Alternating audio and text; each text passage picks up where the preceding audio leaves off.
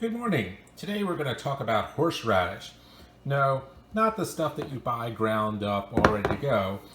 Not quite the root, but we're talking about how we're going to grow horseradish and harvest it so that we can have it on sandwiches and with steaks and things like that. So when I started growing horseradish, I did very simply.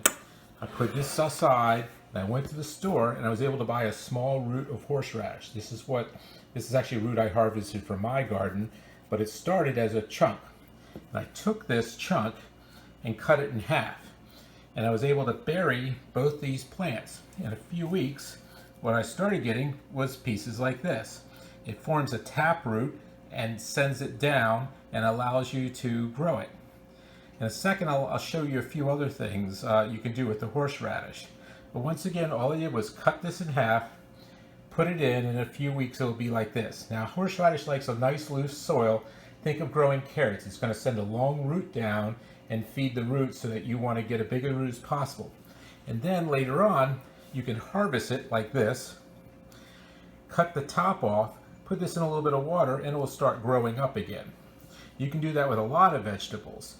And we can show you a few other things. In fact, what I want to show you now is this is very expensive in the Asian stores. This happens to be,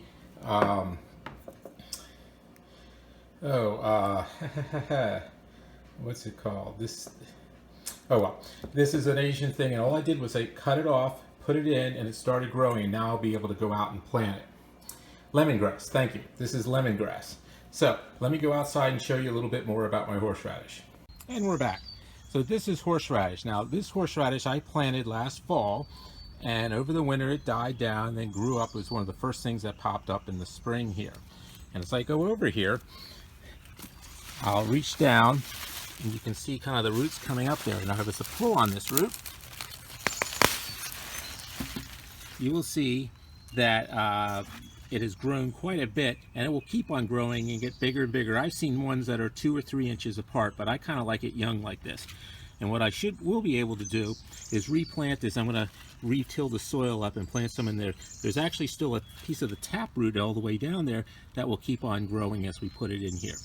So I bring this up, and what you can then do is take your pieces of horseradish like this, grind them up either in a food processor or a grinder, mix a little salt, a little bit of water, a little bit of vinegar, and you'll get the same consistency as you get out of the jar. Only this is a lot fresher and a lot better.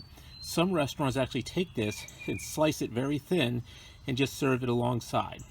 So that's your 2-minute gardening tip for today. Take care.